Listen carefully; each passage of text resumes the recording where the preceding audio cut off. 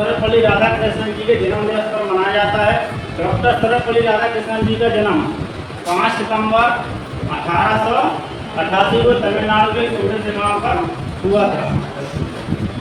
उनका जीवन बहुत संघर्षशील रहा और वो शिक्षक रहे, प्रोफेसर रहे, बनारस हिंदू यूनिवर्सिटी के कुलपति भी वो रहे।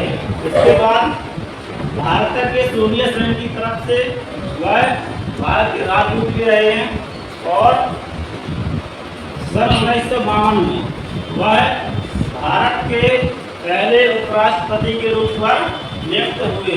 ठीक है, इसके बाद 1952 से 1962 तक उन्होंने उपराष्ट्रपति के रूप में सेवाएं दी तथा 1962 में वह राष्ट्रपति देश के बने और जब वह देश के राष्ट्रपति बने तो उन्होंने कुछ बच्चों ने उनके पास जाकर उनसे उनका जन्मदिन मनाने के लिए कहा। तो बच्चों से उन्होंने कहा कि आप हमारे जन्मदिन को यदि मनाना ही चाहते हैं तो आप लोग हमारे जन्मदिन को शिक्षक दिवस के रूप में मनाएंगे। जो जन्मदिन के उपलक्ष्य पर शिक्षक दिवस के रूप में मनाएंगे। ये तो रही शिक्षक दिवस के होता है। ठीक है, अपने जीवन में सबसे प्रथम शिक्षक जो होता है वो क्या होती है? अपनी माँ होती है। बचपन में जब हम जन्म लेते हैं तो अपनी पहली शिक्षक जो होती है माँ होती है और अपना जो पहला शिक्षक होता है। यदि आप लोगों से पूछा जाए कि आपने बचपन में कौन से स्कूल में पढ़ा है, कोई अलग अलग स्कूल का नाम लेगा, लेकिन जो बचपन का स्कूल होता है हिंदी में यदि कहा जाए तो मदर्स प्राइवेट स्कूल, जो कि माँ के संरक्षण में रहकर जो बच्चा सीखता है वह चीज़ें उसके जीवन में काम में आती हैं। ठीक है, और यही कहा जाता है यदि आप लोग कुछ करते हो कि आपके घर के संस्कार कैसे हैं। तो आप लोगों को इसका विशेष ध्यान देना है। जीवन में 3 ऐसे होते हैं गुरु, सबसे पहले माता पिता और गुरु। माता पिता के बाद ही गुरु का स्थान आता है। तो गुरु भगवान से बढ़कर भी होता है। ठीक है, क्योंकि माता जो होती है वो बच्चे को कहाँ बैठा के रखती है? अपने यहाँ पर।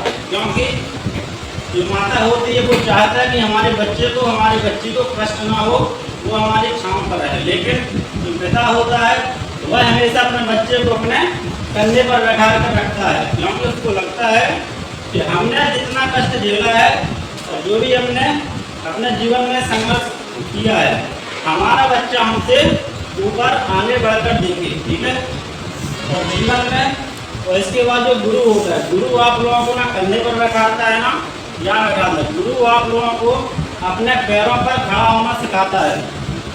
जीवन में गुरु आप लोगों को अपने पैरों पर खड़ा होना और चलना सिखाता है, ताकि आप जीवन में कैसे आगे बढ़ सकते हो। जीवन में केवल वो 3 ही लोग हैं जो आप लोगों से हारना चाहते हैं, माता पिता और गुरु। बाकी दुनिया में सभी लोग आप लोगों से जीतना चाहते हैं, सभी एक दूसरे को पीछे करने में लगे हुए। आज के मॉडर्न जमाने में तो बहुत कॉम्पिटिशन इतना हाई हो गया है। जब आप लोग माता पिता और गुरु से जीत जाते हो तो उनको खुशी होती है। लेकिन दुनिया में यही 3 ही ऐसे हैं, हमेशा इनका सम्मान करना चाहिए। गुरु का जो दर्जा होता है वो भगवान से ही बड़ा होता है। ठीक है, क्योंकि गुरु ने ही बताया है कि गोविंद कौन है, गुरु कौन है। तो गुरु का हमेशा स्थान उच्च रहा है। और जीवन में हमेशा समस्याएं आती हैं। आप लोगों को लगता होगा समस्याएं हमारे साथ आती हैं और समस्याएं सबके साथ आती हैं, और समस्याओं का आना भी जीवन में बहुत जरूरी है। ठीक है, क्योंकि जब तक अपन ठोकरें नहीं खाते हैं तब तक आगे नहीं बढ़ सकते हैं। जीवन में ठोकर और कांच में जोकर कभी भी ज्ञान चयन कर सकता है, इसलिए कभी भी समस्याओं से नहीं घबराना है। तो आप लोगों को अपने अंदर ऐसा लगता होगा कि कभी कभी जब हम पढ़ते हैं तो सर हम पढ़ते वक्त भूल जाते हैं और हमें याद नहीं होता है। तो ये भी एक अच्छी चीज़ है। अपना दिमाग में जो चीज़ें होती हैं सही चीज़ें याद हम लोग नहीं रह सकते। ठीक है, कुछ चीज़ें ऐसी होती हैं जिनको भूलना बहुत जरूरी होता है। यदि अपन लोग सभी चीज़ों को याद रख लेंगे तो जीवन जीना मुश्किल हो जाएगा।